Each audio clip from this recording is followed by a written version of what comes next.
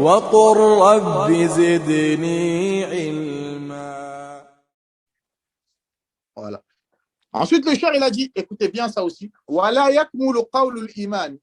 Il a dit que la parole de la foi ne peut s'accomplir illa bil amali, que par les actes. Ça, comme je l'ai dit tout à l'heure, tu ne peux pas te prétendre croyant s'il n'y a pas la pratique. Voilà, maintenant ta foi ne sera pas complète, tu ne seras pas un croyant correctement que par les œuvres. Illa bil amal, il faut les œuvres. La parole qui exprime ta foi ne peut pas s'accomplir entièrement tant qu'il n'y a pas les actions qui vont avec. C'est clair ça? Wala qawlun wa amalun. Et la parole et les actes ne seront pas valables illa bi niyatin, tant que ton intention n'est pas sincère. Ça aussi c'est important. Il a dit, la foi ne peut pas être complète s'il n'y a pas l'action, la pratique avec. Mais il a dit, la parole et la pratique ne seront pas valables, ne seront pas acceptées auprès d'Allah tant que ton intention aussi, elle ne sera pas sincère. Ça aussi, c'est important. Si tu lis le Coran, mais toi, tu fais semblant pour montrer aux gens que tu as une belle voix ou je ne sais quoi, ou bien tu pratiques pour montrer aux gens alors que toi, tu n'as aucune intention sincère, mais c'est un intérêt que tu recherches, voilà, ta parole et tes actes, ça ne sert à rien. Wala qawlun. Il a dit que la parole ne sera pas valide. Wala amalun. Les actes ne seront pas valides. Wa niyatun. L'intention ne sera pas valide. Illa bimuwafaqati sunnah. Tant que ce n'est pas conforme à la sunna du prophète sallallahu alayhi wa sallam.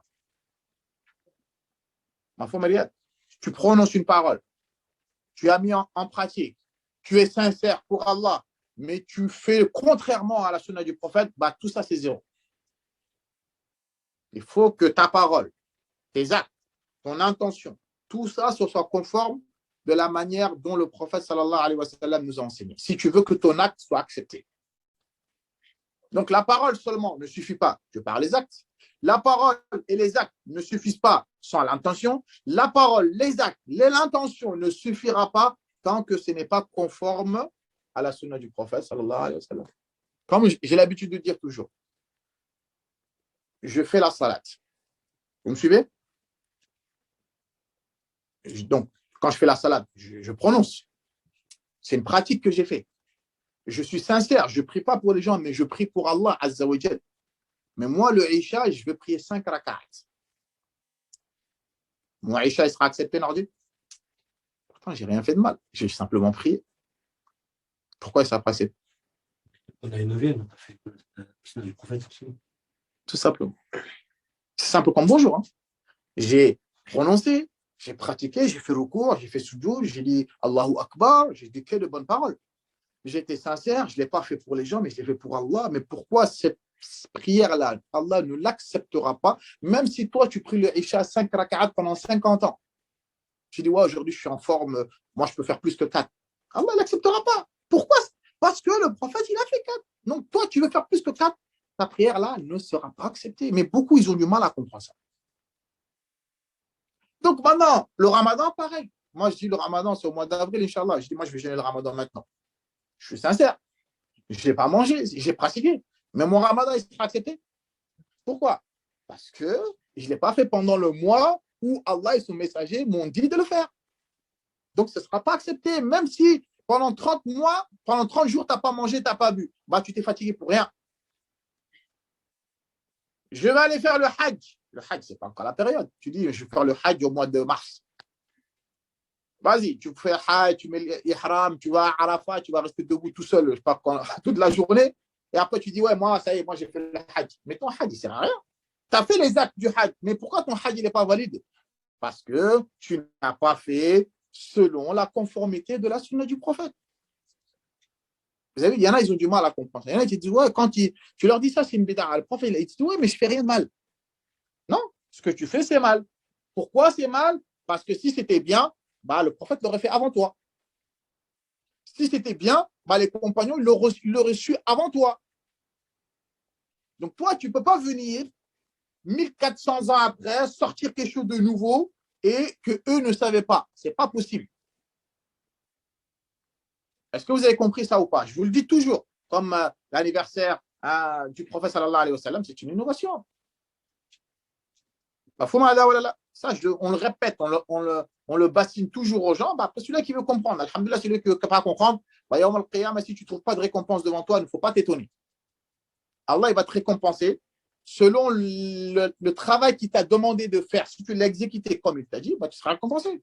Toi, tu travailles pour ton employé, comme à chaque fois je le dis. Ton employé te dit, tiens, un dossier, tape-moi ça sur l'ordinateur, et ensuite, à la fin de la journée, tu me ramènes le dossier complet. Toi, tu délaisses l'ordinateur, toi, tu vas aller mettre la peinture sur les murs. Et après, à la fin du mois, tu dis, paye-moi. Je vais dire, je vais te payer quoi? Moi, je t'ai dit de travailler sur ça, toi, tu es parti faire autre chose. Mais moi, je ne te paie rien du tout. C'est la même chose. Allah, il t'a dit, fais comme ça. J'ai envoyé ce message, je ne l'ai pas envoyé pour du vent. Mohammed, je l'ai envoyé, sallallahu alayhi wa sallam, pour vous expliquer ce que j'aime, pour vous expliquer la manière que j'aime que vous m'adorez. Je veux que vous m'adorez comme ça. Adore-le comme ça. C'est comme, je ne sais pas, moi, par exemple, je fais un exemple que je dis. Après, peut-être c'est le cas chez vous, les frères, tu dis à madame, je veux que tu me prépares ce plat-là aujourd'hui. Je veux ce plat. D'accord? Ce plat-là, fais-le comme ça. Elle va te faire un autre plat, elle va dire, ouais, mais je croyais, je pensais que. Non, tu dis, il n'y a pas de je crois, je pense. Moi, ce plat-là, je ne veux pas. Moi, je te dis, c'est ça que je veux. Donc, ramène-moi ce que je veux, mais toi, tu vas me ramener autre chose que je n'aime pas. Des fois, ça arrive. Elle dit, ouais, mais je pensais que je vais innover un nouveau plat pour faire plaisir, etc. D'accord? Ça peut passer des fois, comme des fois, ça ne... mais dans la religion, ça ne passe pas. Allah, il a dit comme ça. Le prophète, il a dit comme ça. Il faut faire comme ça. Comme on dit, on ne change pas une équipe. Allah Azza wa Jal, dans le Coran, il a dit au prophète et à ses compagnons, j'ai agréé votre pratique, j'ai agréé votre religion. Tout ce que le prophète il a pratiqué pendant son vivant, Allah lui dit, j'ai agréé cela. Maintenant, toi, tu viens faire le contraire. Mais Allah, il a dit qu'il a agréé ça. Mais toi, ce que tu fais, qui t'a dit que ça a été agréé? Donc, le prophète et ses compagnons, la manière dont ils ont eu le paradis, toi, si tu veux le paradis, il faudra rester sur leur lancée à eux. La manière dont ils ont gagné le paradis, toi aussi, il faut que tu joues comme eux, entre guillemets. Il faut que tu pratiques comme eux ont fait. C'est tout. Mais toi, tu vas ramener une autre technique ou un autre stratège ou un autre je ne sais quoi pour aller au paradis, mais tu ne nulles pas. Il faut que ça rentre bien dans nos têtes.